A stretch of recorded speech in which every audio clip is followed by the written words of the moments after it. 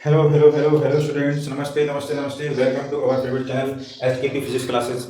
आज हम आप लोगों के लिए थोड़ा सा मेंस से एडवांस लेवल की डिस्कशन लेके आए हैं और हमारा आज का टॉपिक है इलेक्ट्रोमैग्नेटिक इंडक्शन। और 2 अप्रैल से आपका जेई मेंस का सेकंड सीजन स्टार्ट हो रहा है, इसलिए हम बहुत ही स्पेसिफिक और कॉम्प्रिहेंसिव डिस्कशन लेके आएंगे जो कि आपको बहुत ही हेल्पफुल होगा। तो यहाँ पर आपने जो फैराडे के जो इलेक्ट्रोमैग्नेटिक इंडक्शन से रिलेटेड लॉ हैं उसके लिए हमने यहाँ पर 1 2 3 डायग्राम दिए हुए हैं, इसको थोड़ा सा ओवरव्यू करके फिर एक स्पेशल डिस्कशन पे आएंगे। ठीक है, तो यहाँ पर देखा जाए तो सबसे पहले आप देखें कि अगर आप सीजन 2 के लिए जा रहे हैं तो कोशिश कीजिए कि जो जनवरी सीजन 1 के सारे पेपर डिस्कशन थे उनको जरूर देख के जाइए, जो आपके लिए बहुत ही ज़्यादा हेल्पफुल होगा, क्योंकि वहाँ से कुछ ना कुछ आपका फास्ट ट्रैक रिवीजन भी होता रहेगा। एक सब्जेक्ट को उठाइए और काफ़ी सारे क्वेश्चन आपके मतलब यहाँ पर आपके फंस भी सकते हैं।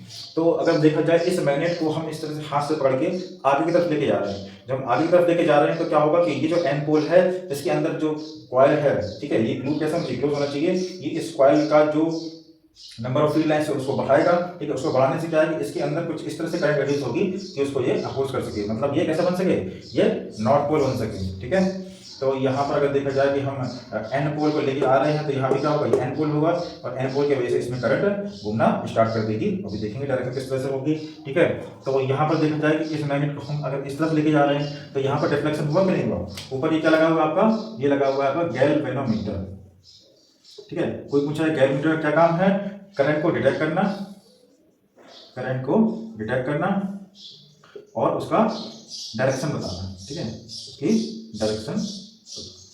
ठीक है, क्योंकि गैल्वेनोमीटर में अगर हमारे पास में अमीटर है तो गैल्वेनोमीटर की क्या जरूरत है, गैल्वेनोमीटर से हम मिली एम्पियर और माइक्रो एम्पियर, ठीक है, क्योंकि इसकी सेंसिटिविटी बहुत ही मतलब कम होती है। ठीक है, एक अच्छी सेंसिटिव एलिमेंट है ये, तो मिली एम्पियर और माइक्रो एम्पियर तक इसमें डिफ्लेक्शन हो जाता है, इसलिए डिटेक्ट कर लेता है इसको और डायरेक्शन बता देता है। इसका जीरो क्या है, बीच में होता है यहाँ से, तो इधर और इधर हमें डायरेक्शन भी बता देता है इनका। करंट की डायरेक्शन इधर बता रहा है, मतलब इसमें डायरेक्शन ऐसे। ठीक है, अब यहाँ पर हम इस मैग्नेट को आगे अगर नेक्स्ट पर रखा हुआ, यहाँ पर तो क्या वही घुमा रहे हैं, तो यहाँ पर नो करंट, इस कंडीशन में यहाँ पर नो करंट हमें मिल रही है, कोई इसमें डिफ्लेक्शन नहीं है। No deflection means no current. ठीक है, अब इसमें देखिए यहाँ पर इस करंट को हम पीछे की तरफ कर लेके जाएं, इस मैग्नेट को पीछे की तरफ लेके जाएं तो क्या होगा, हमारे पास में इसमें जो डायरेक्शन यहाँ पर मिल रही थी उसके अपोजिट में हमें डायरेक्शन मिलेगी, किसमें, इस क्लोज लूप में। ठीक है, तो यहाँ पर इस तरह से हम नॉर्थ पोल की आगे तरफ लेके पीछे की तरफ ले आ रहे हैं, मतलब हम इसके अंदर के फ्लक्स को कम कर रहे हैं, तो ये कहते हैं नॉर्थ पोल को वापस बुलाएगा। नॉर्थ पोल को वापस लाने के लिए किसकी तरह काम करेगा, यहाँ पर ये साउथ पोल की तरह काम करेगा। ठीक है, और यहाँ पे किसकी तरह काम करेगा, ये नॉर्थ पोल की तरह। ठीक है, तो इसलिए हम नॉर्थ पोल और साउथ पोल बना सकते हैं। ठीक है, ये पास में लेके आ रहा है, तो यहाँ पर बोला जाए कि जो लेंज लॉ है ये कंजर्वेशन ऑफ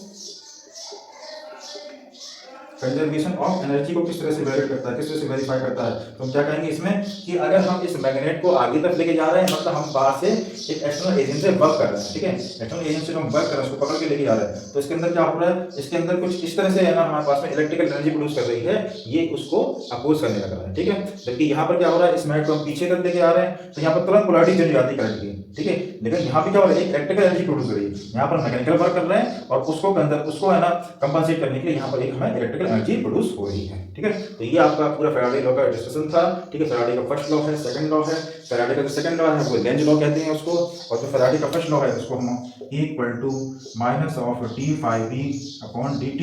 ठीक है, इसमें n और लगा देंगे जिससे वैल्यू बढ़ जाती है, ये वैल्यू आती है आपकी इंस्टेंटेनियस इंड्यूस्ड ईएमएफ की। ठीक है, तो हम इसका अब नेक्स्ट डिस्कशन पे आते हैं, उसको हम सब करते हैं। ठीक है, यहाँ पर हम थोड़ा सा स्पेशल डिस्कशन लेके आए हैं कि यहाँ पर हमारे पास में करंट कैरिंग कॉइल है। ठीक है, इसका हम ओरिएंटेशन चेंज कर रहे हैं θ1 डिग्री से θ2 डिग्री की तरफ। ठीक है, तो एक तरह से हमें क्या करना है, इसका वर्क निकालना है इसका ओरिएंटेशन चेंज करने में। ठीक है, तो इंटीग्रेशन ऑफ dw हम निकालेंगे, मतलब इसका जो हमारे पास वर्क है वो इसकी पोटेंशियल एनर्जी में चेंज देखिए, मैं पोटेंशियल एनर्जी में चेंज है उसमें कन्वर्ट हो जाएगा। ठीक है, इस तरह से u initial minus u final. ठीक है, तो हम इसी चीज़ की कैलकुलेशन कर रहे हैं। ठीक है, तो यहाँ पर अगर देखा जाए w equal to integration of dw, और इंटीग्रेशन ऑफ dw को हमने टॉ डी थीटा। ठीक है, टॉ डी थीटा और इंटीग्रेशन θ1 से θ2 की तरफ, इनिशियल से फाइनल की तरफ। ठीक है, अब यहाँ पर हमारे पास में टॉ की वैल्यू कितना होता है, mb sin थीटा। ठीक है, तो w इक्वल टू यहाँ से आ जाएगा आपका mb sin theta D theta और यहाँ पर θ1 से θ2, इंटीग्रेशन करेंगे साइन थीटा का cos थीटा, एमपी बाहर आ जाएगा, cos थीटा कितना हो जाता है माइनस का cos थीटा θ1 से θ2 की तरफ, ठीक है। यहाँ से फॉर्मूला लिखेंगे MB cos θ1 माइनस का cos θ2। जब भी यहाँ पर नेगेटिव साइन आ जाए तो lower limit minus upper limit कर देते हैं, ये आपको बॉर्डर आता है, ठीक है। लेकिन अब यहाँ पर हमें क्या निकालना है, इसका अलग एक्सप्रेशन निकालना है, ठीक है। तो यहाँ पर देखा जाए कि m की वैल्यू कितना होगा, तो w की जो वैल्यू होगी, मतलब जो वर्डन है m की वैल्यू कितना होता है, मैग्नेटिक मोमेंट आपको याद रखना है कि यहाँ पर m equal to I into A, ठीक है। ये आपका मैग्नेटिक मोमेंट की वैल्यू होती है, मैग्नेटिक मोमेंट। जैसे आपने डायपोल मोमेंट पढ़ा था, वहाँ पर q इंटू 2 वैल्यू होता है, यहाँ पर I का मल्टीप्लाई I के से कर देते हैं, ठीक है। तो यहाँ पर I into A B cos θ1 minus cos θ2, ठीक है। अब यहाँ पर हम इसे और कितना सॉल्व कर सकते हैं, ठीक है। b का मल्टीप्लाई अंदर करेंगे तो ये क्या बन जाएगा, इनिशियल फ्लक्स बन जाएगा। b का मल्टीप्लाई अंदर करेंगे तो I और ये आपका इनिशियल फ्लक्स माइनस का फाइनल फ्लक्स बन जाएगा, इस तरह से, ठीक है। I और डेल्टा फाई, तो यहाँ क्या मतलब बर्डन की वैल्यू, मतलब बर्डन इक्वल टू माइनस साइन दिया है, माइनस ऑफ I और डेल्टा फाई। तो डेल्टा फाई जो होता है हमेशा चेंज कैसा होता है, हमेशा फाइनल माइनस का इनिशियल होता है। तो यहाँ से ये बॉर्डर की वैल्यू मिल जाएगी I इंटू डेल्टा फाई का चेंज इन मैग्नेटिक। तो कॉल को घुमाएंगे तो उसके अंदर से फ्लक्स भी चेंज होगा, क्योंकि इनिशियल इसमें थीटा वाला एंगल पर था, दोनों के बीच में एंगल, तो इसको हमने घुमाया तो क्या होगा, फ्लक्स है की वैल्यू चेंज हो गई, θ1 से घुमाया और इसको घुमाया इस तरह से, तो यहाँ पर आ रहा है, तो यहाँ से ये वैल्यू इस तरह से θ1 से θ2 के बीच, ठीक है। फर्दर डिस्कशन देखते हैं इसमें। तो एक और बेहतरीन क्वेश्चन लेके आए हैं सिंगेज और एरोड आपका बुक का, ठीक है। इस क्वेश्चन में हमें गिवन है कि एक वायर है, एक वायर इस तरह से, इसे स्क्वायर लूप, ये कैसा स्क्वायर लूप है यहाँ पर, ये स्क्वायर लूप है, ठीक है। जब ये वायर इस तरह से रखा हुआ है तो अभी इसके अंदर कितना फ्लक्स पास हो रहा है, ठीक है। फिर यहाँ पर हमने इस वायर को ऐसे करके इसकी ऐसे पलटी मार दी, तो कह रहा है कि हमें कितना मैकेनिकल वर्क करना पड़ेगा इसको इस तरह से पलटी मारने में, ठीक है। मैकेनिकल वर्क करना पड़ेगा मतलब पीछे हमने जो फॉर्मूला लगाया था ना क्वेश्चन में कि हमें क्या निकालना था, W इक्वल टू तो I और क्या था डेल्टा फाई माइनस में, ठीक है। ऐसा कुछ हमें निकालना है, मतलब अभी फ्लक्स कितना है, बाद में फ्लक्स कितना है इसके अंदर, ठीक है। तो आपको क्या निकालना है, φ2 माइनस का φ1 फ्लक्स में चेंज निकालना है, अभी कितना और पहले कितना था, और उसको आगे माइनस साइन से मल्टीप्लाई करना है। तो ये आपका सेकंड वाले का आंसर, और फर्स्ट वाले के आप क्या करेंगे, इसको एलिमेंट मान के सॉल्व करेंगे, ठीक है। तो आपको फ्लक्स निकालना है, इसके अंदर से फ्लक्स कितना पास हो रहा है, तो इस तरह से आप एलिमेंट मान सकते हैं इसके अंदर, ठीक है।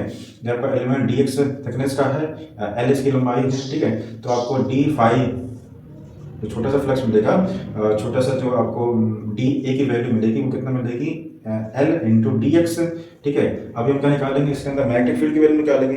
मैग्नेटिक फील्ड यहाँ से कितना है, तो D phi I equal to B, B इसके अंदर यहाँ से चेंज, लेंथ चेंज हो रही है, यहाँ से डिस्टेंस चेंज हो रही है, तो यहाँ से हम मैग्नेटिक फील्ड भी चेंज हो रही है, बी डॉट डी, इस तरह से, ठीक है।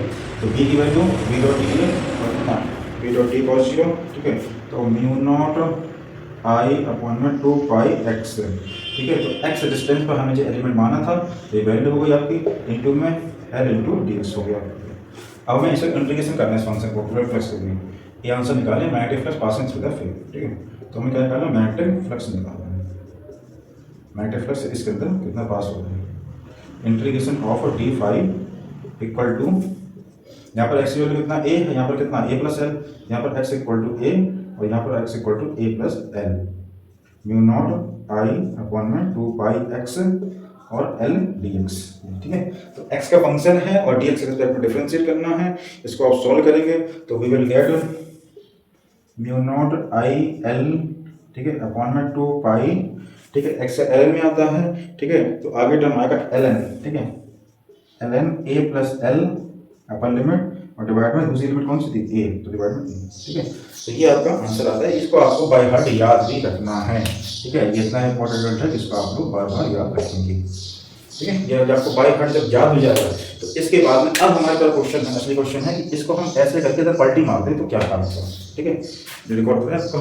हाँ ठीक, तो यहाँ पर हमें जो फाइनल फ्लक्स निकालना है कि फाइनल फ्लक्स कितना होगा। ठीक है, फाइनल फ्लक्स में अब बात की जाएगी ये ऐसे पलट जा रही है और अब ये प्लेट पूरा ऐसे आ गई। ठीक है, इस तरह से ऐसे पलटी मारी और ये ऐसे। ठीक, अब जब ये ऐसे रखा हुआ था तो इसका क्वेश्चन हमारे पास है बी डॉट ए वेक्टर ऐसा 90 प्लस जा रही थी, 90 फिर वेक्टर ऐसे जा रही है, एक वेक्टर ऐसे तो कॉस जी हो गया। ठीक है, अब ये ऐसे कि ऐसे होगा, इसकी जो एरिया वेक्टर कहाँ ऐसे जा रहा है हमारी तरफ और इसकी 90 फिर जा रही है ऐसे ऐसे घूम के जा रही है। ठीक है, तो क्या लगातार वो इस एक पॉइंट पे जाके चेंज हो रही है। ठीक है, तो जहाँ जहाँ थीटा है तो वहाँ वहाँ आप क्या जाएगा कॉस 90 माइनस थीटा आ जाएगा। ठीक है, तो फिर जैसे जैसे हम चेंज करेंगे तो हर एक पॉइंट पर वैल्यू चेंज होगी। ठीक, तो यहाँ से हम इसको थोड़ा सा रोटेट करेंगे, थीटा यहाँ मतलब हम ए से एल तक इंटीग्रेट करना है। ठीक है, तो यहाँ पर हमारा डी फाइव की वैल्यू जो आएगी डी फाइव टू आएगा that is B dot B into D A cos 90 minus का थीटा। ठीक है, जहाँ जहाँ पर थीटा बना तो वहाँ पर 90 माइनस थीटा बन जाएगा। अब यहाँ थीटा की वैल्यू, ठीक है, वायर ऐसे है, हमने इस वायर को ऐसे रख दिया। ठीक है, ऐसे घुमा के हम हल्का हल्का हल्का हल्का ऐसे तो हल्का हल्का लेके आए तो एरिया वेक्टर इसका ऐसे जा रहा है, एरिया वेक्टर ऐसे जा रहा है, मैग्नेटिक फील्ड ऐसे जा रही है। ठीक है, तो अगर हम गौर फरमाएं हमारा जो एंगल होगा वो किस तरह से बनेगा। ठीक है, इसका जो एंगल होगा वो कुछ इस तरह से बनेगा कि हमें यहाँ पर एक्स वेरी करता है, एक्स डिस्टेंस पर, तो यहाँ से हमारे जो एस हम लेंगे आर और ये वैल्यू कितना है ए डिस्टेंस पर और ये वैल्यू एक्स और ये वाला हमारा एंगल इस तरह से यहाँ थीटा बन रहा है। तो cos 90 minus theta, cos 90 minus theta क्या होता है साइन थीटा होता है, तो हमें इस ट्रायंगल में साइन थीटा की वैल्यू रखनी है सिंपल सा। तो साइन थीटा के लिए परपेंडिकुलर रखना है हाइपोटेनस, तो आ कितना हो जाएगा under root of X square plus A square. ठीक है, तो cos 90 माइनस थीटा जो हो जाएगा साइन थीटा और यहाँ पर वैल्यू रखेंगे तो म्यू नॉट आई अपॉन में 2 पाई एक्स बाकी एल डी एक्स सेम और साइन 90 माइनस थीटा मतलब एक्स अपॉन में under root of X square plus A square. ठीक है, ये थोड़ा सा बिल्ली की इसकी जो कंडीशन आ रही है बिल्ली की सकल सूरत वाला रेट आ रहा है हमें। ठीक है, इसको हमें सॉल्व करना है। इसको सॉल्व करने के लिए थोड़ा सा आपको ए स्क्वायर प्लस एक्स स्क्वायर नीचे वाले टर्म को हम इस वाले टर्म को हम एज्यूम कर लेंगे एक्स की वैल्यू और ये 2 पाई आर। ठीक है, यहाँ से देखिए 2 पाई आर एलिमेंट है हमारा, यहाँ होता है एलिमेंट नहीं है, तो इस एलिमेंट की डिस्टेंस कितना होगा mu naught I upon 2 pi R. ठीक, यहीं पर हम इसको सॉल्व कर लेते हैं।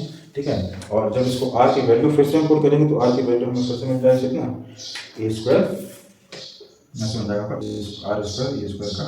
ठीक, इसको वैल्यू सॉल्व करेंगे, सब्स्टिट्यूशन करेंगे तो हमें फाइनल रिजल्ट दोबारा इसको हम लिख रहे हैं कि फाइनल जो फ्लक्स मिलेगा हमें मैग्नेटिक फ्लक्स जो φ2 मिलेगा that is equal to magnetic flux की वैल्यू मिलेगी आपको mu naught I L upon में 4 pi mu naught I L upon में 4 pi L N A square plus L square divide में ए स्क्वायर। ठीक है, तो इतना आपका फ्लक्स में चेंज मिल गया। ठीक है, इस तरह से थोड़ा सा मैथमेटिक्स है। ठीक है, नीचे हमारे पास में यह आपका X square plus A square equal to जब हम इसको टी स्क्वायर मान लेते हैं तो यहाँ पर 2x D X equal to D T बन जाता है। ठीक है, इसकी इनिशियल लिमिट यहाँ पर x इक्वल टू ए से है, ए प्लस एल तक जानी है। इसी हिसाब से इसकी लोअर और अपर लिमिट भी चेंज रहेंगे कहाँ से कहाँ तक ए स्क्वायर से ए स्क्वायर प्लस एल स्क्वायर से। ठीक है, ए से ए प्लस ए से और ऐसे पलटी मार देगा तो आपका एल बन जाएगा। एलिमेंट है, एलिमेंट हमारा अब ऐसे पलट के ऐसे होगा एक्स पर था। ठीक है, अब इसकी यहाँ से यहाँ की डिस्टेंस कैसे होगी इसकी आर की वैल्यू आपको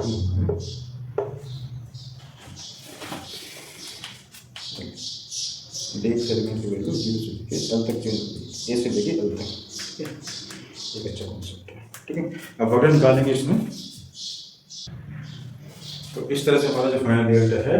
अब यहाँ पर हमें आई वर्डन निकालने के लिए जो आई नोट की वैल्यू है वो इस लूप के जैसे करंट स्क्वायर लूप की हमें वैल्यू रखना थी आई नोट, और यहाँ से हमें ये फाइव मिला हुआ था और यहाँ से ये हमें फाइव वैल्यू है। ठीक है, इसका हम क्या निकालना है, चेंज डिफरेंस निकालना है। तो फाइनल मैंने इनिशियल ऐसे हमने ऐसी पलटी मारी तो कितना चेंज हुआ, इसको सॉल्व किया तो हमारा फाइनल आंसर यह है। इस तरह से कितना आपको मैकेनिकल वर्क करना पड़ेगा। ठीक है, मैकेनिकल वर्क करने के लिए माइनस का आई नॉट और फाइव टू माइनस फाइव इस तरह से आप सॉल्व करते हैं। इसको अच्छे से जो इनिशियल वैल्यू थी उसको लर्न करना है हमें। इनिशियल वैल्यू को मैं फिर से लिख देता हूँ। जो इनिशियल फ्लक्स आ रहा था आपका वो आ रहा था म्यू नॉट, ठीक है, mu naught I L upon 2 pi L N, ठीक है, L N A plus L upper limit और डिवाइड में लोअर लिमिट।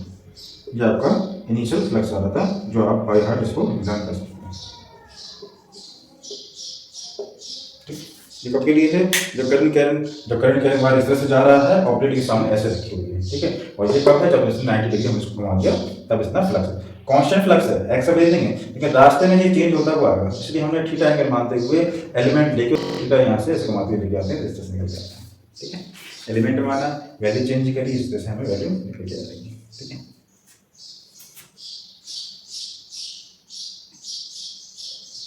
तो ये वाला टर्मिनल आपको कितने पे रहेगा, ये वाला टर्मिनल तो आपका ए पे रहेगा, और ये वाली जो लेंथ आपकी कैसे से पलटी मारेगी तो ये यहाँ से है और ये ऐसे तो एल और ए, तो ये आपका under of A square L square करके आपकी आर की वैल्यू है। ठीक है, तो आपको जो लिमिट है वो ए से लगे एल तक की जगह ए से लगे आर तक लगे।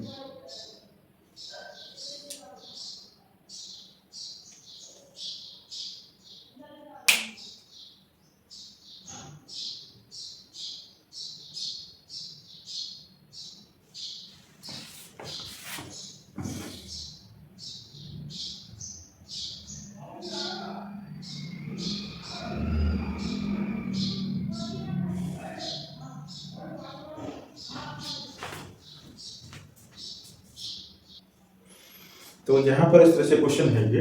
ठीक है, तो ये आपके डॉट के रूप में फील्ड अंदर की तरफ जा रही है, और इस तरह से ये आपका जो 20 आपका फ्रेम है, इसमें ये जो आपकी एक रॉड है ये मूव कर रही है। ठीक है, रॉड मूव कर रही है मतलब यहाँ पर क्या मैग्नेटिक फील्ड तो क्या सेम है। ठीक है, तो यहाँ वेरी क्या कर रहा है, यहाँ पर मैग्नेटिक फील्ड जब सेम है तो यहाँ पर वेरी करेगा आपका एरिया। ठीक है, तो हमें यहाँ निकालना है कि इस टी इक्वल टू 0 से 4 पर। ठीक है, इस तरह से इसका मूवमेंट हुआ तो ये इसमें डी डिस्टेंस ट्रेवल किया। ठीक है, अब यहाँ पे बाय ज्योमेट्री देखेंगे। ठीक है, ये आपका स्ट्रेट वायर है और इस तरह से आपका वी शेप का लूप ये बन रहा है। ठीक है, यहाँ पर ठीक, तो जब ये वाला डिस्टेंस आपका डी है, ठीक है, और ये आपका यहाँ से जो हम बात कर रहे हैं, ये जो आपका जो मेटलिक स्ट्रिप है ये 90 डिग्री पर है। ठीक है, जो स्ट्रक्चर है आपका 90 डिग्री पर है एकदम वर्टेक्स पर, तो आपका ये वाला 45 बन रहा है, तो आपका ये 90 ये 45 बनेगा, तो ये डी की वजह से ये वाला भी आपका डी होगा। ये डिस्टेंस और ये डिस्टेंस आपकी बराबर हो जाएगी, ये डिस्टेंस भी डी होगा, ये डिस्टेंस भी डी होगा।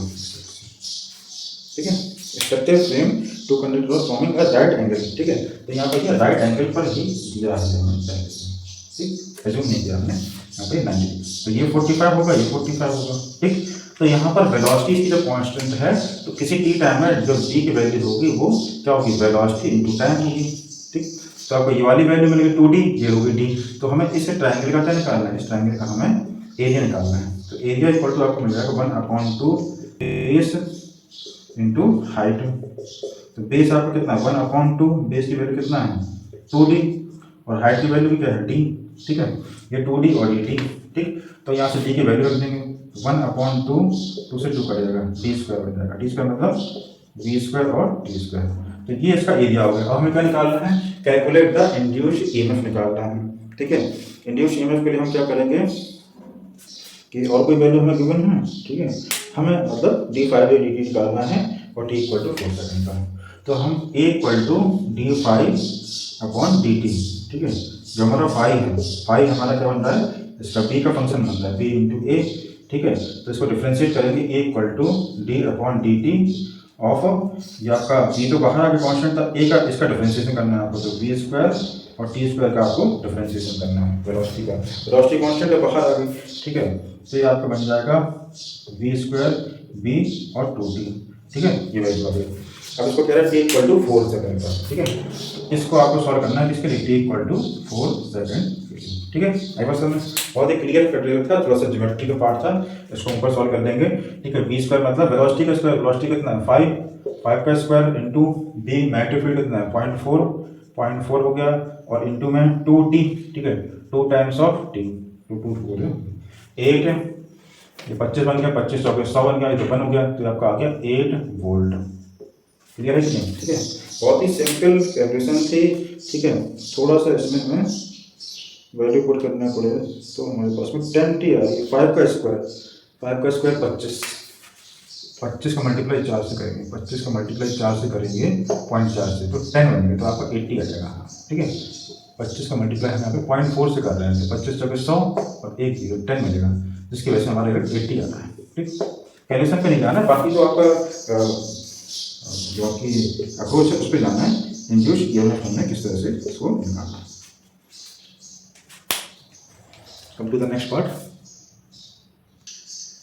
तो यहाँ पे हमें निकालना है what will be the radius of the coil, ठीक है। इस पॉइंट पर निकालना है what will be the radius of coil.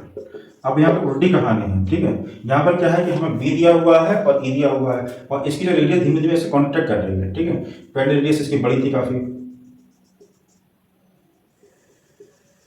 तो हमसे कह रहा है क्वेश्चन में इसके अंदर का हमें बी गिवन है, ठीक है, मैग्नेटिक फील्ड गिवन है, और रेडियस के रेट होने की जो चेंज है वो गिवन है, ठीक है। तो इसमें क्या पूछा है कि हमें आर की वैल्यू पूछ रहा है। आर हमारे पास में रेडियस की वैल्यू क्या होगी जब इंड्यूस्ड ईएमएफ, ये कौन सी वैल्यू है, इंड्यूस्ड ईएमएफ, जब इसके अंदर इंड्यूस्ड ईएमएफ कितना हो जाए 1 माइक्रो वोल्ट हो जाए। सेम कॉन्सेप्ट है, आपको लगाना है, ठीक है। Mod of E equal to D five V upon D T, ठीक है। हम नेगेटिव की बात नहीं करते हैं। D five V upon D T का सिंपल मतलब है कि आपको यहाँ पर बी होता है, आपको बी कितना होता है आपको 5, ठीक है। ए की वैल्यू कब निकल के आती है, इस तरह से ए की वैल्यू आपको पाई आर स्क्वायर, उसका भी फंक्शन, तो डी पाई आर स्क्वायर और डी टी बी इंटू ए, और ये आपको हो जाएगा 2 पाई आर, ठीक है, और यहाँ पर हो जाएगा D R by D T, ये आपकी वैल्यू बन रही है, ये फंक्शन बनता है, ठीक। अब इसमें आपको सारी वैल्यू पुट कर देना है, क्योंकि आपसे आर पूछा जा रहा है कि रेडियस कितना होगा। तो radius of coil R equal to E के डिवाइड फंक्शन आ जाएगा, मॉड ऑफ ई गिवन है आपको, ठीक है, बी भी गिवन है, ए भी गिवन है, ठीक है, ये तो मैं रखा ही है, ठीक है। ई की वैल्यू पाई आर इसको रखी है, तो 2 पाई गिवन है और आर गिवन है, और ये आपको D R by D T. E कितना हो रहा है 10 की पावर माइनस का 6 हो रहा है, बी कितना हो रहा है 10 की पावर माइनस का 3 हो रहा है, और ये 2 पाई हो गया, और D R by D T कितना हो रहा है 10 की पावर माइनस का 2 हो रहा है, माइनस का 2, ये वैल्यू 10 की माइनस 1 हो गया, माइनस 1 मतलब 1/10, तो 1 अपॉन में 20 पाई मीटर, ये आपका आंसर आ रहा है। फाइनल आंसर 1/20 पाई लिख सकते हैं क्या, 5/5 सेंटीमीटर, 5/5 सेंटीमीटर, ये भी आंसर होगा आपका और ये भी आंसर होगा, ठीक है। तो देख लीजिए क्या क्वेश्चन था, ये आपका एक सर्कुलर कॉइल था जिसकी रेडियस, ये आपका जे मेंस और नीट के लिए बहुत ही मतलब एक्सपेक्टेड क्वेश्चन है एक तरह से, जे मेंस प्लस नीट 2026 के। यहाँ पर जो रेडियस थी कॉन्ट्रैक्ट कर रही थी, डिक्रीज कर रही है, और इस तरह से हमने वैल्यू निकाली, ए की वैल्यू रखी 2 पाई आर स्क्वायर को डिफरेंशिएट किया, तो 2 pi R D R upon D T, ये भी फंक्शन आर हमारा टी का फंक्शन है, इस तरह से चेंज हो रहा है टाइम के रिस्पेक्ट में, इसलिए 2 पाई आर और D R upon D T आया, इसको सॉल्व किया, तो इस तरह से ये मीटर में आ रहा है और ये सेंटीमीटर में आ रहा है, दोनों आंसर सही है। यहाँ पर उठाए सेंटीमीटर में, यहाँ से उठाए। चलिए यहाँ पे आते हैं, एक और बहुत ही बेसिक सा क्वेश्चन है जो कि आपके दोनों ही लेवल के लिए, जे मेंस 26 के लिए और प्लस नीट के लिए, ठीक है। इसका मतलब कोई भी एक पार्ट पूछ सकता है, तो आपका ये क्वेश्चन फॉर्म हो सकता है। तो यहाँ का गिवन है कि ये स्क्वायर लूप है जिसकी लेंथ गिवन है और इसका रेजिस्टेंस दिया हुआ इस पूरे लूप का, और आपको इस छोटे से पार्ट में एक बैटरी लगा रखी है और इसका जो मैग्नेटिक फील्ड है वो टाइम का वेरिएबल है इस तरह से, ठीक है। तो आपको नेट ईएमएफ पूछना है सर्किट में और डायरेक्शन ऑफ द करंट पूछना है, किस तरह से डायरेक्शन होगी, ठीक है। तो अब अगर देखा जाए तो 5B की वैल्यू जो फ्लक्स होगा वो कितना होगा, BL²/2, ठीक है। हाफ पार्ट में क्योंकि फ्लक्स हो रहा है, ठीक है। तो अगर हम इंड्यूस्ड ईएमएफ की बात करें, ठीक है, let upward direction of the area vector is positive magnetic flux associated with circuit, ठीक है। Magnetic flux associated with the circuit, तो ये वैल्यू आएगी, ठीक है। इसको हम क्या करें, इस तरह से इसका ई की वैल्यू निकालें इंड्यूस्ड ईएमएफ की, तो ये आपका माइनस का d∅/dt बनेगा इस तरह से। तो यहाँ पर क्या चेंज हो रहा है, एल चेंज हो रहा है, नीचे आपका बी चेंज हो रहा है, तो आपका आ जाएगा माइनस का L²/2 और dB/dt करके आपका इतना फंक्शन मिल जाएगा। ये वैल्यू किसकी होगी, अपर पार्ट में जो आपका इंड्यूस्ड ईएमएफ है उसकी वैल्यू होगी, और ये भी है इसमें, ठीक है। तो यहाँ से हम इसको सॉल्व करेंगे, ठीक है। डी की वैल्यू पुट के, डी की वैल्यू यहाँ पर आपको कितनी है 5 माइनस का 2t, इसका dB/dt जब हम निकालेंगे तो 0 माइनस का 2 मिल रहा है इस तरह से, तो माइनस का 2 वैल्यू मिल रही है टेस्ला पर सेकंड, ये इसको हम यहाँ पुट कर दें, ठीक है। तो आपको मिल जाएगा लेंथ का स्क्वायर माइनस का 1 का स्क्वायर बाई 2 और इनटू में माइनस का 2, मुझे ये कट गया, माइनस माइनस प्लस का 1 मिल रहा है ना वोल्ट, ठीक, इस तरह से। तो प्लस का वोल्ट हमारा इंड्यूस्ड ईएमएफ की वैल्यू होगी। अब इसकी डायरेक्शन कहाँ बनेगी, ठीक है। ई आई यहाँ पर क्या है कि हमें पॉजिटिव का मिलना है, ठीक है। अब ये इस तरह से आ रही है करंट, ये इस तरह से करंट आ रही है और ये भी पॉजिटिव, ठीक। तो यहाँ पर हम बात करें कि induced EMF is the counter clockwise around the circle, same direction इधर में। तो हमारे पास में जो इसको बी की वैल्यू नेगेटिव थी, बी आपका जो है ये वाली फील्ड कम हो रही है, तो क्या करेगा, इसको बढ़ाएगा, ठीक है। तो हमारे पास इस लूप में जो करंट मिलेगा वो इसको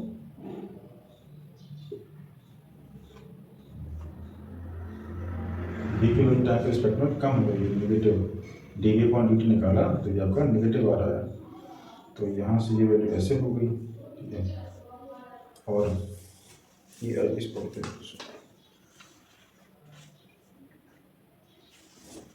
काउंटर क्लॉकवाइज मतलब एंटी क्लॉकवाइज, तो ये आपको इस तरह से यहाँ से ये छोटा ये बड़ा, ठीक है, ये वैल्यू बन गई, ठीक। प्लस है ना, ये वैल्यू प्लस है मतलब आपको प्लस का इस तरह से नेगेटिव से पॉजिटिव प्लस, जो आपको है यहाँ पर प्लस का 6 है, तो आपको ई नेट की वैल्यू क्या मिल जाएगी 6 + 1 को 7 वोल्ट आपका ई नेट। अब आपका ई नेट 7 होगा तो हमें यहाँ पर डायरेक्शन ऑफ करंट निकालना है, डायरेक्शन ऑफ करंट लूप कितना होगा, डायरेक्शन ऑफ द करंट आपका काउंटर क्लॉकवाइज होगा इस तरह से, डायरेक्शन आपकी एंटी क्लॉकवाइज होगी क्योंकि ये लूप की करंट कुछ ऐसे जाएगी, ठीक है। अगर हमने ऐसा बना दिया तो ऐसे जाएगी प्लस के लिए, ठीक है।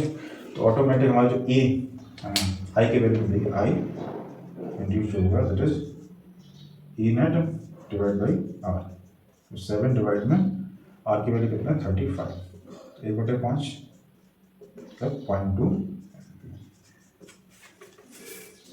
एक बहुत ही अच्छे लेवल पे क्वेश्चन था, बहुत ही अच्छा डिस्कशन था कि हमारे पास में क्या क्या हमें चीज़ें मिलती हैं, क्या इंड्यूस्ड ईएमएफ मिलता है, नहीं मिलता है हाफ लूप में, तो हाफ लूप में हमें इंड्यूस्ड ईएमएफ मिलता है, अगर हम इसको इस तरह से कर दें तो यहाँ हमें ईएमएफ मिलता है, ठीक है।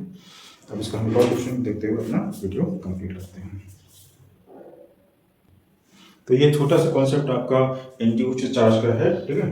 क्या है कि कॉइल के अंदर अगर हम डिस्कशन कर रहे हैं इंड्यूस्ड ईएमएफ का, ठीक है, कि हमारे पास में इंड्यूस्ड ईएमएफ हो रहा है, उसके बाद में इंड्यूस्ड करंट हो रही है, ठीक है। जब इंड्यूस्ड करंट हो रही है तो उसके सराउंडिंग में क्या हो रहा है, चार्ज दौड़ रहा होगा। तो किसी टाइम टी के लिए अगर बात करें I = E/R, ई की वैल्यू रखिए, स्मॉल टाइम के लिए आपको चार्ज कितना सर्किट में फ्लो हो रहा है ये निकल के आएगी, और किसी इंटरवल के लिए अगर हम बात करें तो हमारे पास में इतना चार्ज निकल के आता है ∆φ/R। लेकिन देखा जाए कि ये जो चार्ज है ये आपका इंडिपेंडेंट ऑफ टाइम के इक्वल आ रहा है, ठीक है। टाइम इंटरवल कितना भी किया जाए ये वैल्यू आपकी इंडिपेंडेंट आ रही है, केवल फाई में चेंज और आर के प्रोपोर्शन, ठीक है। तो कितना टाइम तक दौड़ता है उस पर डिपेंड रहेंगे। माइनस का आपका डेल्टा फाइव भी। तो यहाँ पर इस क्वेश्चन में हमें कुछ स्पेसिफिक ऐसे डाटा दिया हुआ है। हमने इससे पहले जो इंड्यूस ईएमएफ की वैल्यू पढ़ी है वी बी एल पढ़ी है, ठीक है, और इंड्यूस ईएमएफ की value 1/2 B omega L square पढ़ी है इस तरह से, ठीक है। अब यहाँ पर क्या है कि इस रॉड को हल्का सा तिरछे एंगल पर इस तरह से हम घुमा रहे हैं, ठीक है, और ये इस तरह से हॉरिजॉन्टल सर्कल बना रही है और नीचे की ओर मैग्नेटिक फील्ड इस तरह से आ रही है, ठीक है। तो देखा जाए कि रॉड का ये वाला पार्ट यहाँ से ऐसे घूम रहा है, ठीक है। तो ये वाले पार्ट को देखें तो ये छोटा सा सर्कल बनाएगा, ठीक है। ये वाला पार्ट जो है कुछ इस तरह से छोटा सा सर्कल बनाएगा इस तरह से, ठीक है। तो यहाँ पर जो वेलोसिटी होगी इसकी ओमेगा वेलोसिटी से पार्ट घूम रहा है, डीएक्स वाला पार्ट है, ठीक है। और इस वेलोसिटी इस डिस्टेंस पर, इस हिंज से एक्स डिस्टेंस पर है ना, तो यहाँ पर आपका ओमेगा और ये वाला कंपोनेंट आएगा इस तरह से जी रेडियस, ठीक है, v = r ओमेगा आता है, ठीक है। तो आपका r अपॉन में x = perpendicular hypotenuse = sine theta, ठीक है। तो यहाँ से आपकी r की वैल्यू बन रही है साइन थीटा, ठीक है। तो वही रेडियस की वैल्यू हमने यहाँ पर रखी हुई है इस तरह से, ठीक। तो उस एलिमेंट का इंड्यूस ईएमएफ क्या होगा, ठीक है, ठीक है, उस एलिमेंट का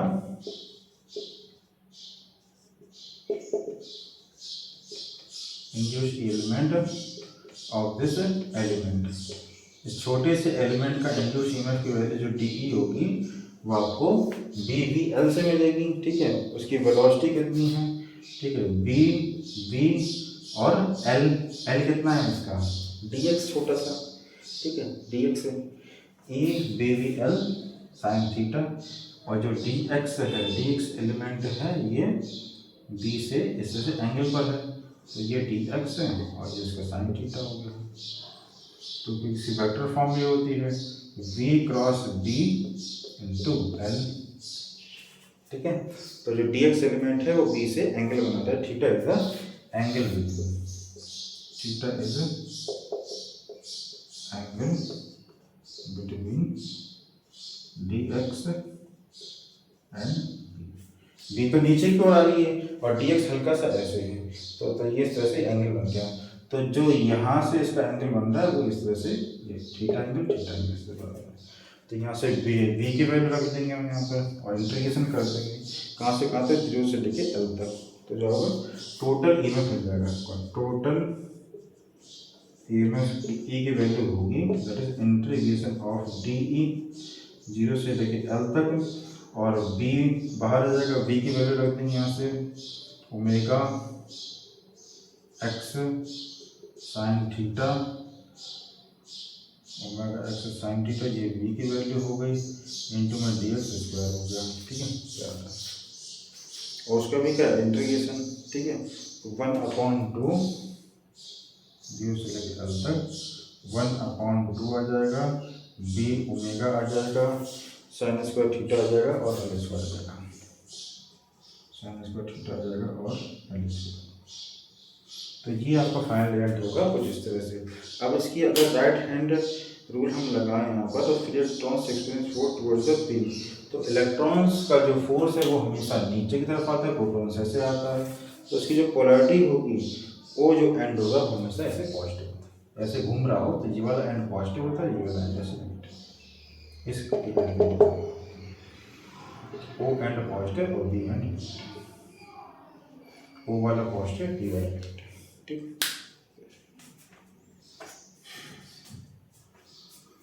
इसी तरह से आपके व्हील वाले क्वेश्चन बन जाते हैं, ठीक है। अच्छे से देख लीजिए इसको, कोई व्हील है, कोई व्हील इस तरह से घूम रहा है, हमें उसका निकालना है सेंटर और एज में कितना इंड्यूस ईएमएफ होगा, तो सेम फॉर्मूला है, ठीक है।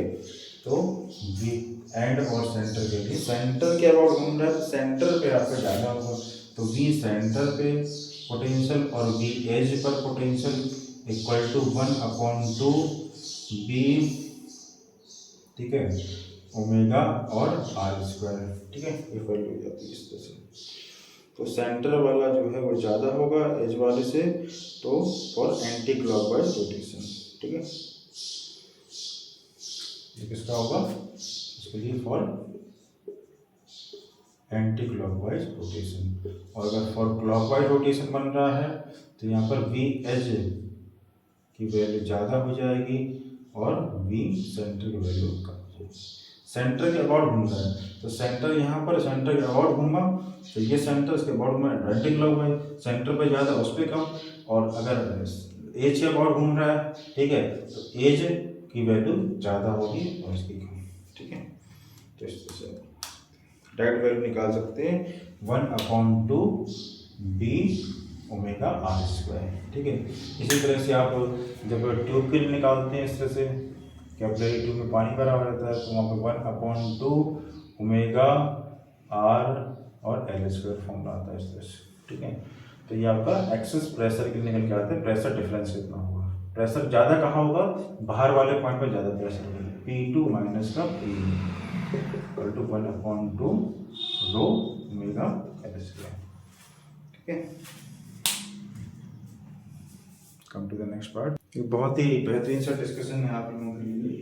ये किस पर बेस्ड है, आपका टाइम वेरिंग जब मैग्नेटिक फील्ड होता है तो आपको एक इंड्यूस्ड इलेक्ट्रिक फील्ड निकल के आती है और वो डायरेक्शन कैसी होती है, उस लूप के टेंजेंशियली होती है, ठीक है।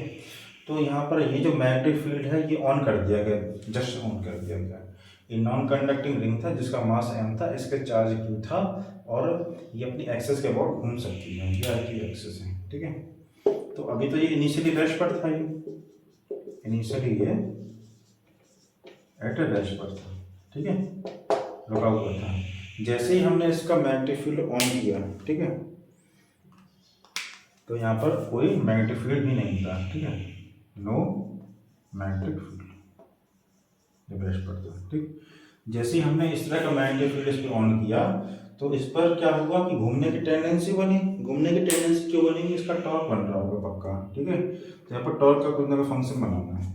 उसके बाद में आपका ये वाला जो पार्ट है इसके छोटे छोटे एलिमेंट पर इस तरह से फोर्स टेंजेंसी लग रहा होगा, ठीक है। तो आपको निकालना है इसका क्या होगा, angular velocity as a function of के क्या होगा, एंगुलर वेलोसिटी निकालना है। फाइंड एंगुलर वेलोसिटी, ओमेगा की वैल्यू निकालनी। तो सबसे पहले फोर्स निकालना, फोर्स से टॉर्क निकालना है। इलेक्ट्रिक फील्ड कितना है इसकी, इलेक्ट्रिक फील्ड अगर बात करें तो इसमें से कौन सा फॉर्मूला लगाएंगे, कैपिटल आर के लिए 1/2, ठीक है, 1/2 आर और D V upon D T, small R equal to capital R के लिए फॉर्मूला, ठीक। ये वैल्यू इलेक्ट्रिक फोर्स कितना होगा, इलेक्ट्रिक फोर्स देख देते हैं एलिमेंट पर, electric force on small element, इसके छोटे से एलिमेंट पर छोटा सा इलेक्ट्रिक फोर्स होगा that is D Q into E होगा। डी क्यू से मल्टीप्लाई करते हैं इस वैल्यू पर, ठीक है, डी क्यू से मल्टीप्लाई कर देंगे तो 1/2 R D V upon D T और इंटू में डी क्यू भी आ गया, दो वेरिएबल आ गया, क्या किया, ठीक है। अब फोर्स तक पहुंच गया तो हम टॉर्क निकाल सकते हैं। इस वाले पर टॉर्क कितना लग रहा है, तो डी छोटा सा जो टॉर्क होगा वो डी एफ और इंटू आर के बराबर होगा, आर डिस्टेंस है सेंटर से, ठीक है। इसका मल्टीप्लाई करें आर की वैल्यू तो आपका जो टॉर्क की वैल्यू आ रही है आर से मल्टीप्लाई कर देंगे इसमें 1/2 आर स्क्वायर, ठीक है, D V upon D T into में D Q, D V upon D T की वैल्यू कितना है के, डी क्यू की वैल्यू रख देंगे डी क्यू। तो यहाँ से आपको टॉर्क क्या मिल गया, क्या टॉर्क आपको मिल गया 1/2 R square D V upon D T हुआ के और ये डी क्यू, ये आपका टॉर्क की वैल्यू होगी, ठीक। अब ये जो हमने टॉर्क निकाला है, ठीक है, हमें निकालना क्या था यहाँ से, एंगुलर वेलोसिटी। तो आपके ये जो फंक्शन होते हैं इस तरह से, ठीक है। तो जनरली बहुत ही अच्छे डिस्कशन पे क्वेश्चन है ये। अब इस टॉर्क को हम आई अल्फा से कनेक्ट कर सकते हैं कि torque equal to I alpha होता है। तो I alpha equal to torque मतलब 1/2 आर स्क्वायर के और डी क्यू, ठीक है। आर अल्फा का मतलब क्या है, यहाँ पर आई अल्फा, आई कितना है इसका रिंग का M R square into alpha. अब हमें निकालना क्या यहाँ से डी क्यू निकालना है। अल्फा इक्वल टू हो जाएगा आपका अल्फा इक्वल टू आपका क्यू बाई टी हो जाएगा किसी टाइम टी के, तो 1/2 आर स्क्वायर क्यू और डी क्यू। ठीक है, डी क्यू आपका चल ही रहा है। डी क्यू को हमने क्या किया, पूरा इंटीग्रेशन कर दिया जी, पूरा डी क्यू मिला के कितना बन रहा है, यहाँ पर हमने डी क्यू का इंटीग्रेशन किया है ना, तभी तो ये पूरा क्यू आएगा। इस पूरे पर का क्यू चार्ज है, ठीक है, तो पूरे पर क्यू चार्ज है, पूरा टॉर्क आपका ये क्यू बन रहा था। तो हमने यहाँ से alpha equal to Q by T लगा दिया, alpha equal to Q by T, तो क्यू यहाँ चला गया, आर स्क्वायर से आर स्क्वायर कट गया, ठीक है, आर स्क्वायर से आर स्क्वायर कट गया, तो यहाँ से आपका omega by T equal to बन गया आपका, ठीक है, के क्यू बाई 2 एम ये, ठीक है। तो यहाँ से टी से मल्टीप्लाई कर देंगे तो आपकी ओमेगा की वैल्यू मिलेगी, मतलब ओमेगा इक्वल टू के क्यू बाई 2m और मल्टीप्लाई बाई टी। ये आपका फाइनल रिजल्ट आ रहा है, that will be angular velocity of that whole non conducting ring, ठीक है। ये आपका एंगुलर वेलोसिटी निकल के आ जाएगी पूरी रिंग की, क्योंकि किसका फंक्शन आ रहा है, टाइम का फंक्शन आ रहा है, क्योंकि हमने जस्ट यहाँ पे स्विच ऑफ कर दिए क्या, मैग्नेटिक फील्ड, ठीक। इसका और एक सिंपलीफाइड क्वेश्चन आ सकता है, उसको देख लेते हैं, बस लास्ट क्वेश्चन है, ठीक है। इंड्यूस्ड इलेक्ट्रिक फील्ड वाले फॉर्मूले लिख दिए मैंने दोनों। इसका अगर ग्राफिकली देखा जाए तो किस तरह से ग्राफ जाता है, ठीक है, थोड़ा सा ग्राफ ला करने के लिए ऐसे जाएगी इलेक्ट्रिक फील्ड और ऐसे वैल्यू आती है, ठीक है, आपको आर के लिए और इलेक्ट्रिक फील्ड आर का फंक्शन है उसके लिए, और small equal to capital R के लिए वाली वैल्यू हमने ये पुट की थी, ठीक है, कि जो हम जो टाइम बीटिंग इस तरह से इलेक्ट्रिक फील्ड मैग्नेटिक फील्ड है उसकी वजह से, ठीक है, जो इंड्यूस्ड इलेक्ट्रिक फील्ड निकल के आती है, ठीक है। तो यहाँ पे इसी का स्मॉल वर्जन वाला क्वेश्चन है जो हमने पीछे डिस्कस किया था। अभी यहाँ पर दोनों तरह से दे सकता है कि यहाँ पर हमने पहले से मैग्नेटिक फील्ड थी बी नॉट, ठीक है, बी नॉट फील्ड थी यहाँ पर, और हमने यहाँ पर क्या कर दिया कि टी इक्वल टू 0 पर उसको स्विच ऑफ कर दिया, ठीक है, ठीक है। अगर बी नॉट फील्ड थी तो कोई ना कोई उस पर फोर्स से टॉर्क लग रहा होगा, और अगर हमने यहाँ पर इसको स्विच ऑन किया है, ठीक है, तो इक्वल टू 0 पर कोई फील्ड नहीं थी, हमने जस्ट ऑन किया तो इसको स्टार्ट लगना, हमें बस टॉर्क निकालना है कि टॉर्क की वैल्यू कितना होगा और इलेक्ट्रिक फील्ड से कितना होगा, ठीक है। तो due to sudden charge in the flux क्या होगा, सडन जो होता है चार्ज होता है तो इलेक्ट्रिक फील्ड सेटअप होता है, rings experience impulsive torque, ring जो है उस पर एक इम्पल्सिव टॉर्क काम करने लगता है, ठीक है, ड्यू टू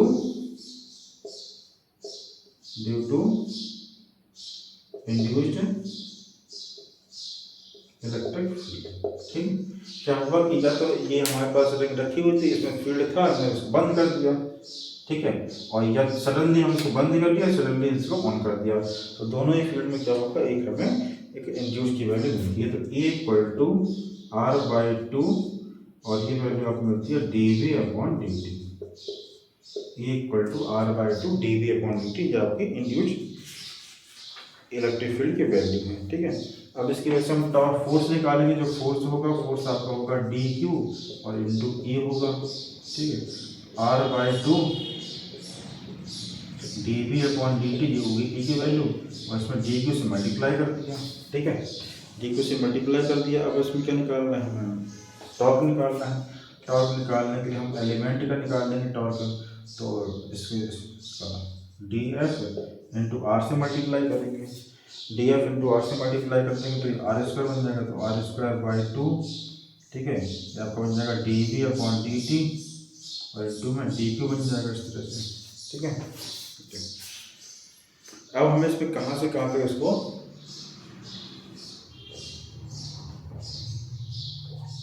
वैल्यू को हमें इसको क्यू बाई आर मिल गया इस तरह से।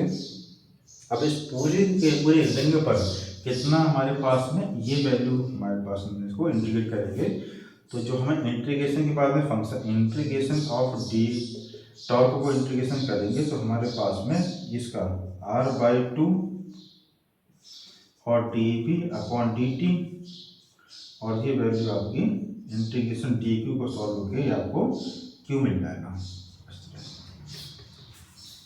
ठीक है, अब यहाँ पर क्या है कि एक्सपीरियंस बाय द रिंग, ठीक है, कितना उसको टॉर्क मिल रहा है वो हमें वैल्यू मिल गई कि ये हमारे पास में इम्पल्सिव टॉर्क की वैल्यू आ रही है।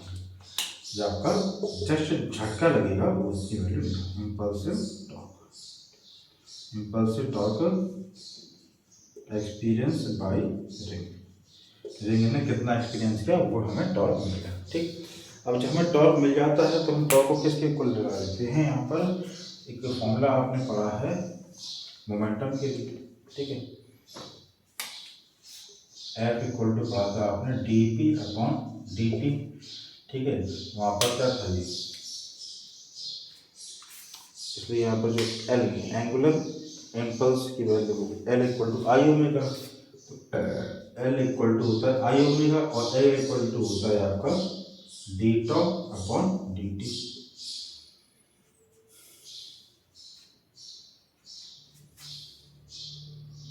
तो फोर्स की जगह आता है टॉर्क और ये आपका dL/dt, L की वैल्यू आपको निकालनी है टॉर्क dt इस तरह से।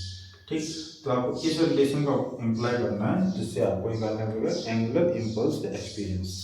ठीक है, एंगुलर इम्पल्स, ठीक है, एंगुलर इम्पल्स एक्सपीरियंस कितना होगा।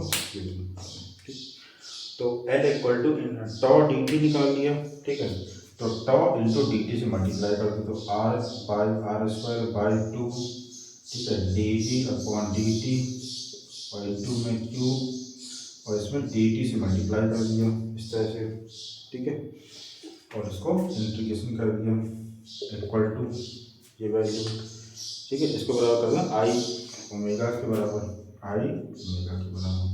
तो यहाँ से क्या होगा dt से dt कट जाएगा और b की वैल्यू मिलेगी। ठीक है, तो qr²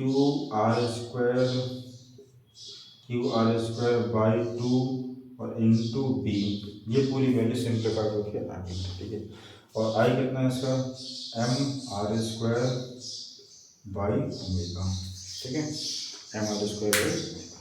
ठीक, तो क्या होगा कि r² से r² करेंगे बाकी वैल्यू सेम जाएगी। तो पिछले वाले क्वेश्चन में क्या रेट आ रहा था, यही वैल्यू टी के टर्म में आ रही थी qb/2m, ठीक है, वहाँ पे आता है kq/2 है, यहाँ पर qb/2 है क्योंकि वहाँ पर जो b हमें चेंज हो रहा था। तो यहाँ से वैल्यू आ रही है आपकी ओमेगा की वैल्यू मिल रहा है आपको qb/2m,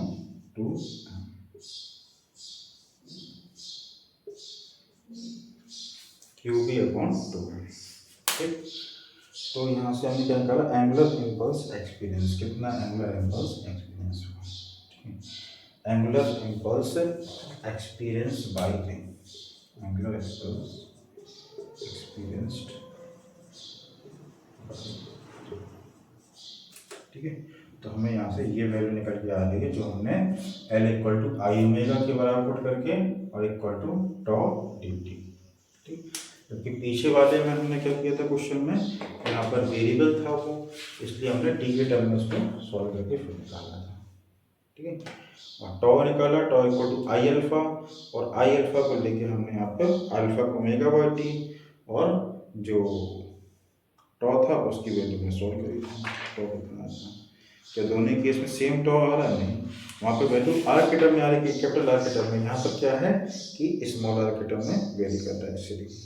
ठीक है, तो आज तरह से हम इस वीडियो को यहीं समाप्त करते हैं।